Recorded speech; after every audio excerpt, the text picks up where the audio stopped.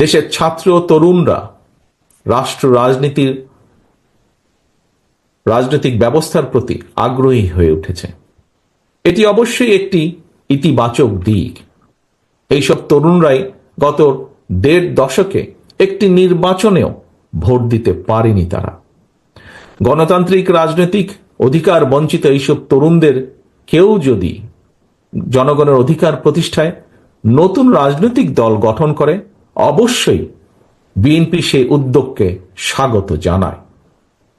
তবে যে কথাটি এখানে কোনো বক্তা বলেছেন, আমিও একই সাথে উল্লেখ করতে চাই, তবে রাজনৈতিক দল গঠন করতে গিয়ে কেউ যদি রাষ্ট্রীয় কিংবা প্রশাসনিক সহায়তা নেন, সেটি জনগণকে হতাশ করবে, কিংবা অন্য রাজনৈতিক দলের প্রতি তাদের আচরণ কিংবা বক্তব্য মন্তব্য যদি ঝগড়া সুলভ অথবা প্রতিহিংসামূলক হয়, সেটিও জনগণের কাছে হবে অনাকাঙ্ক্ষিত। অবশ্যই আজকের তরুণরাই আগামী বাংলাদেশ। অতীত থেকে বেরিয়ে এসে তারুণ্য নতুন পথ রচনা করবে, তবে কোনো প্রশ্নবিদ্ধ পথে নয়। পথটি অবশ্যই হওয়া উচিত স্বচ্ছ এবং স্বাভাবিক।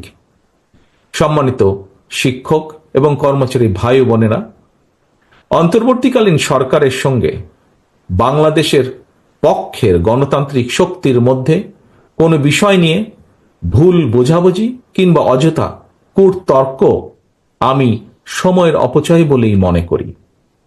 তবে একই সাথে সরকারের দৃষ্টি আকর্ষণ করে বলতে চাই, জনগণ যদি বৃহত্তর স্বার্থে বিভিন্ন ক্ষেত্রে সরকারের ব্যর্থতা ধৈর্য ধরে মানতে পারে, মেনে নিতে পারে, তাহলে যারা সরকারে রয়েছেন তাদের ধৈর্য এবং সহনশীলতা আরো অনেক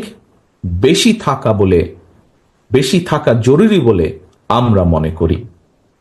বিএনপি মনে করে জনগণকে নিয়ে রাজনীতি নয়, বরং জনগণের জন্যই রাজনীতি। এ কারণেই বিএনপি যে কোনো মূল্যে দেশের জনগণের রাজনৈতিক এবং অর্থনৈতিক ক্ষমতা নিশ্চিত করতে চায়। নির্বাচন হচ্ছে, এর আগেও আমি বলেছি, আজও আপনাদের সামনে আবারও তুলে ধরতে চাই, নির্বাচনই হচ্ছে জনগণের রাজনৈতিক ক্ষমতায়ন নিশ্চিত করার অন্যতম প্রধান কার্যকরী হাতিয়ার। নির্বাচন অনুষ্ঠান নিয়ে বিতর্ক সৃষ্টি করার অর্থ নিজেদের অজান্তেই পরাজিত পলাতক ফ্যাসিস্টদের অবস্থানকে শক্তিশালী করা। বিএনপির সর্বস্তরের নেতাকর্মীদের প্রতি বরাবরের মতনই আমার আহ্বান থাকবে, আপনাদের কোনো কার্যক্রম নিয়ে কেউ যাতে বিভ্রান্তি ছড়ানো কিংবা বিতর্কে লিপ্ত হওয়ার সুযোগ না পায়, সে বিষয়ে অবশ্যই আপনাদেরকে সজাগ থাকতে হবে। জনগণই বিএনপির সকল রাজনৈতিক ক্ষমতার উৎস।